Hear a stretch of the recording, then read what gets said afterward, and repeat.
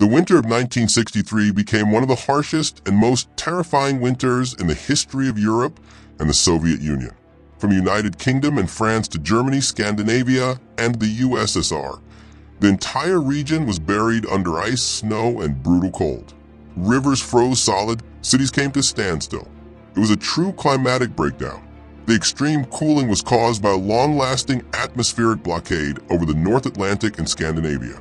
A powerful anticyclone cut off the usual flow of warm western winds. Instead, for nearly 2 months, icy air from the Arctic and Siberia flooded into Europe. After heavy snowstorms in January and February of 1963, almost the entire continent was covered with persistent snow that reflected sunlight and prevented the ground from warming up. This effect is known as albedo, and it intensified the surface cold. The climatic disruption coincided with unusually cold waters in the North Atlantic, which reduced the warmth and moisture normally carried into Europe. Many regions of the Soviet Union suffered as weeks-long blizzards raged, with snowdrifts reaching nearly 3 meters in some places. Blizzards and ice caused major failures in transportation and power grids. Trains were trapped in snowdrifts. Power lines snapped under the weight of ice. For millions, that winter became a true test of endurance, one that some people did not survive. The United Kingdom lies within a temperate maritime climate zone. In London, the average winter temperature is usually around +5 degrees Celsius. But the winter of 1962 to 1963 became a historic exception, remembered in England as the Big Freeze. On the evening of December 12, 1962, temperatures plummeted and a powerful snowstorm began. The next day, the temperature kept dropping. The icy north wind grew stronger, and a massive anticyclone blocked the inflow of warm air. By the last week of December, conditions deteriorated even further. Heavy snowfall was accompanied by hurricane-force winds. Snowdrifts reached up to 6 meters in height. Many roads and railway lines were completely buried under snow. Hundreds of small towns and villages were cut off from the outside world. Train and bus services were suspended across large regions. Under the weight of snow and ice, copper telephone lines sagged almost to the ground, and in many places snapped entirely. Some parts of southwest England remained without communication for 2 to 3 weeks. Villages and farms were isolated from one another by towering drifts and frozen, impassable roads. Deliveries of feed, medicine, and essential workers were practically impossible. Livestock froze to death, unable to withstand the brutal cold. One of the most astonishing consequences of that winter was something Britain hadn't seen in over a century. Its rivers froze, including parts of the Thames. The coastline of Kent, along the English Channel, was hit especially hard. The cold was so persistent that the sea itself froze up to 1.5 miles from the shore. In Herne Bay, a sheet of ice stretched from the beach all the way to the horizon. Fishing boats sat locked in place, frozen into the sea. Near the Isle of Sheppey at the mouth of the Thames, the seawater turned into a thick, solid crust. The ice cracked and shifted, forming massive fields of jagged flows. Ports such as Folkestone, Dover, and Margate were partially paralyzed. Ships simply couldn't enter the harbors. For coastal birds, swans, ducks, gulls, the situation became catastrophic. Their feeding grounds were buried under ice, and thousands of birds died from starvation. Almost all major rivers in southern and central England froze over. Residents of Oxford and Reading witnessed something they had never seen before: the Thames entirely frozen. In Oxford, the ice was so thick that several cars actually drove across the river. Local newspapers and police documented the event. In London, most of the Thames remained unfrozen thanks to warm industrial runoff from the Battersea and Bankside power stations.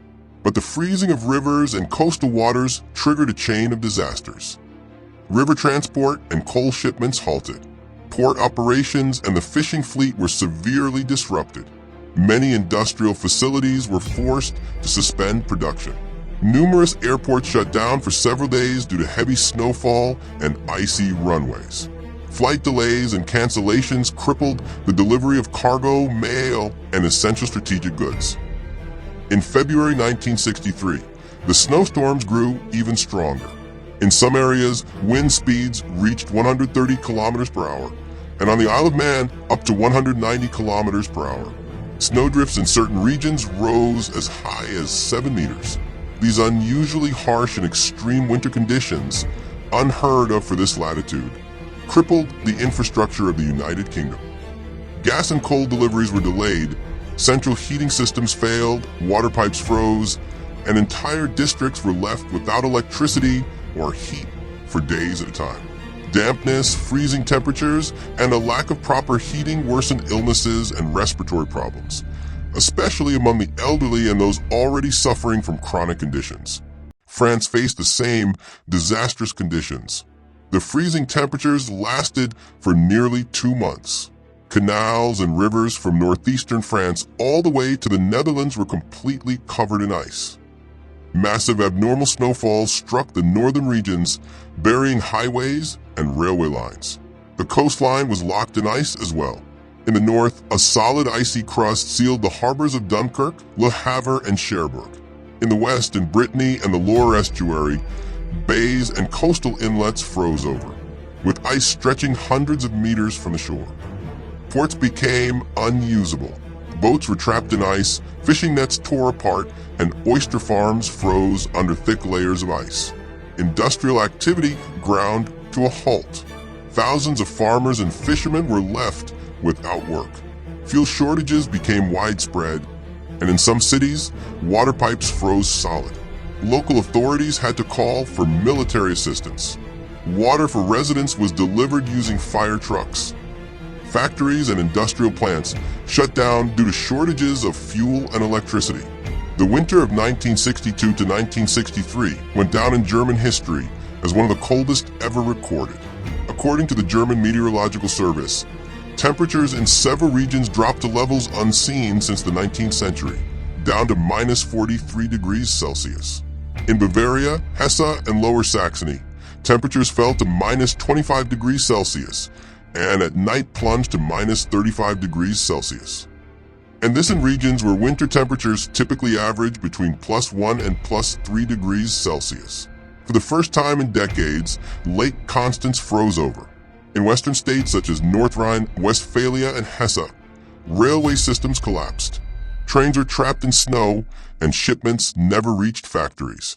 With fuel shortages spreading, industry switched into emergency saving mode. Many plants were forced to shut down. Cities struggled to maintain heating. In some apartments, indoor temperatures never rose above +8 degrees Celsius. In Bavaria and Thuringia, mass deaths of sheep and calves were reported. Vineyards along the Rhine froze on the slopes. In Hamburg, Bremen, and Cologne, mortality rates spiked sharply as people succumbed to hypothermia and worsening chronic illnesses. In the forest, something occurred that scientists later called a biological shock. Foxes and hares froze where they stood. Birds perished in huge numbers. Ornithologists would later describe this winter as the most devastating blow to Central Europe's ecosystem in the entire 20th century. Freezing temperatures also swept across Eastern Europe. In Poland, the cold dropped below minus 30 degrees Celsius. Despite the fact that average winter temperatures there typically range from -1 to -8 degrees Celsius. The people accustomed to a milder climate found themselves facing severe challenges. Water pipes froze, coal and firewood ran short, and delivering food became nearly impossible. Heating systems failed under the extreme cold, and in rural areas many villages were cut off from fuel and supplies. Snow and ice blocked the roads. Farmers couldn't reach their fields or livestock. Trains loaded with fuel oil were sent from the Soviet Union to Eastern Europe in a continuous flow. Meanwhile, the USSR itself experienced brutal cold in several regions, including the Volgograd area. Coastal resort regions were hit by powerful storm winds. Seawalls were destroyed and ships were thrown ashore. Across much of the European part of the Soviet Union, freezing temperatures held on until the end of March, and in some places until mid-April. Because of this, the soil remained frozen and waterlogged for an unusually long time.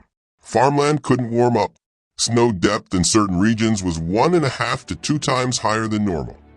When the snow finally began to melt, it caused massive flooding and widespread soil erosion. Roads leading to the fields became impassable. Winter crops had died from frost and fields had to be replanted, but that could only be done once the ground dried. As a result, the sowing season began only in late April or early May. It was already clear that the harvest would be catastrophically low. Weather anomalies continued even after the brutal winter. During the summer of 1963, the Euro region experienced unusual snowfalls. In the mountains, on June 10th to 11th, heavy snow covered the slopes. And on September 23, 1963, the city of Zlatoust was hit by a complete weather collapse. Overnight, a heavy, wet snowstorm blanketed the city and surrounding areas. By morning, the snow layer had reached 30 centimeters. Trees snapped under the weight, communication lines and power cables broke, and many districts were left without electricity. The anomalous winter struck not only Europe but also parts of the Soviet Union, and even reached deep into the United States. Cold air from the Arctic and northern Canada surged across the country. In some states, temperatures dropped to minus 35 degrees Celsius. Blizzards swept across wide regions, and snow depths reached up to 90 centimeters. Westerly winds from the Pacific were blocked by a powerful anticyclone, preventing warm air from moderating the cold. Northern China was struck by severe cold brought on by a powerful Siberian anticyclone. January 1963 became one of the coldest months on record. In some provinces, temperatures dropped to minus 45 degrees Celsius.